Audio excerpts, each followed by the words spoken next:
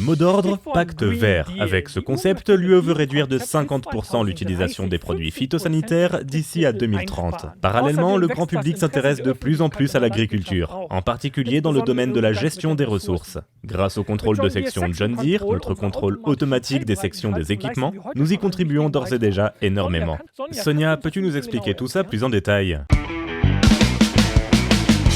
Bien sûr, comme tu l'as dit, notre contrôle de section automatique permet d'activer et de désactiver automatiquement par GPS les sections de la rampe de pulvérisation afin de réduire les chevauchements et les zones manquées dans la parcelle.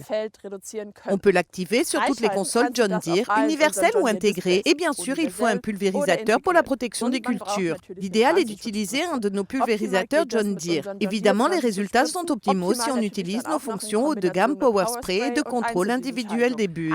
Mais il est également possible de l'utiliser sur tous les autres équipements qui, comme les nôtres, répondent à la norme AEF ISOBUS pour le contrôle de section. Et le contrôle de section ne sert pas qu'à la pulvérisation. On peut aussi l'utiliser pour la plantation et la fertilisation.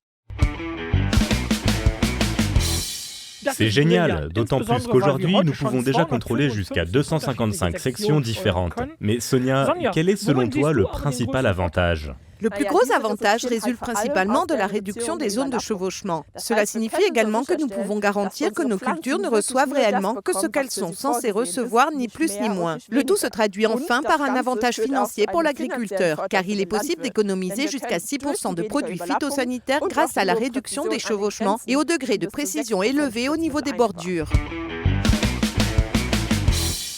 Et ce système a également un impact positif sur l'environnement, car nous pouvons créer des zones de protection virtuelles au bureau à l'aide de l'Operation Center, par exemple pour la protection des eaux. En plus, l'utilisation de cette technologie contribue également à donner une image positive de l'agriculture. Nous n'avons pas encore atteint une réduction de 50%, mais nous avons fait un premier pas décisif dans la bonne direction. Et c'est ce que j'appelle une solution intelligente.